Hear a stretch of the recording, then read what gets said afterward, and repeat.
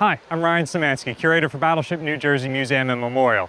I'm here on the San Jacinto battlefield along with the delegation from Historic Naval Ships Association, and we're here to support our friends and colleagues at Battleship Texas.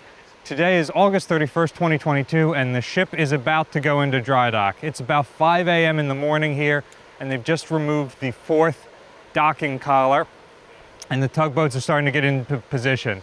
So in this video, we're going to be covering what's going on here, and I'll be stopping back in on the camera a couple times throughout the day, and we'll talk about the ship's progress. We're so excited for all the progress that our friends and colleagues have made here. Can't wait to see the results. Now it's 6:30 in the morning, still a little bit before sunrise, and for the first time in my lifetime, this dreadnought has left her berth here at the San Jacinto battleground. About a half hour ago, the ship blew one long blast on her horn and then three short blasts indicating she was about to back out of her berth. And then they shifted colors and broke the battle flags on both the mainmast and the foremast, along with the state of Texas flag and the San Jacinto flag. And the battleground just fired their salute as the ship leaves, probably for the last time.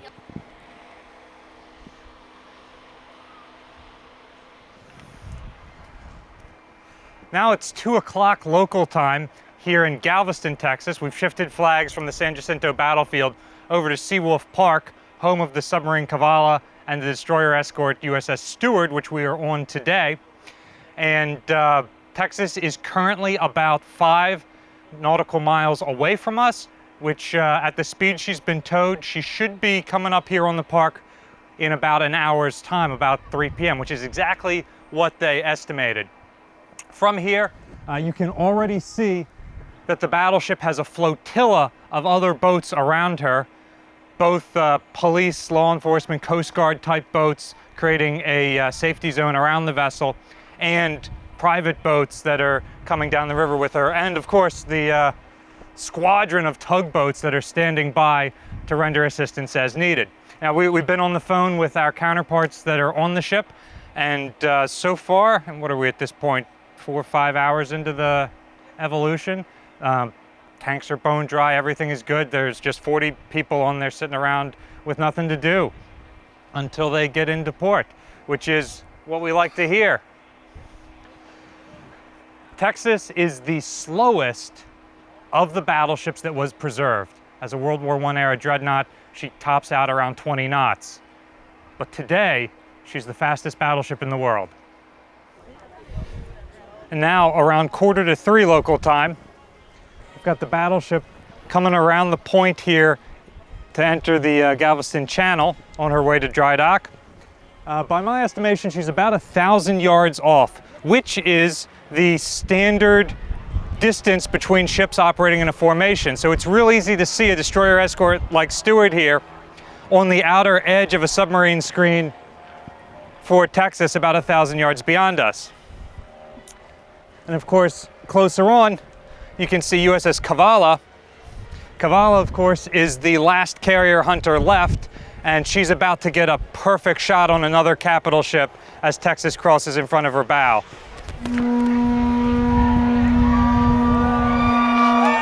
It's about 3:20 local time, and we've just hightailed it from Seawolf Park down to downtown Galveston, Pier 21. We are right across from the Gulf Copper shipyard where Texas is about to go into dry dock, and here she comes behind me.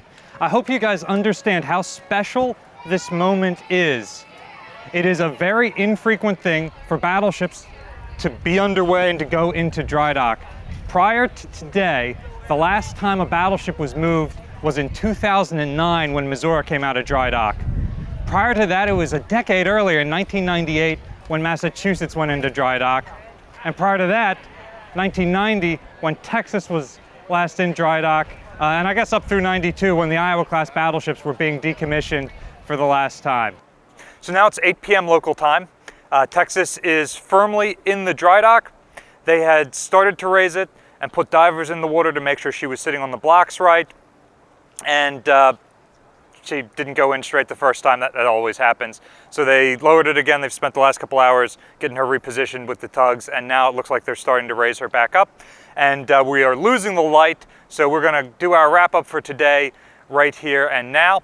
This is the beginning of a many-month process that will go well into 2023 and will cost in excess of $35 million.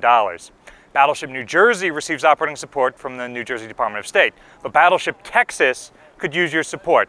Consider donating to them towards this dry dock process at the link in the description below. You can also support Battleship Texas and Battleship New Jersey by subscribing to our 2 YouTube channels. We are going to try and update you periodically on what's happening on Texas, but the folks on Texas are going to be updating you all the time. So head over to their channel and subscribe there too. Thanks for watching.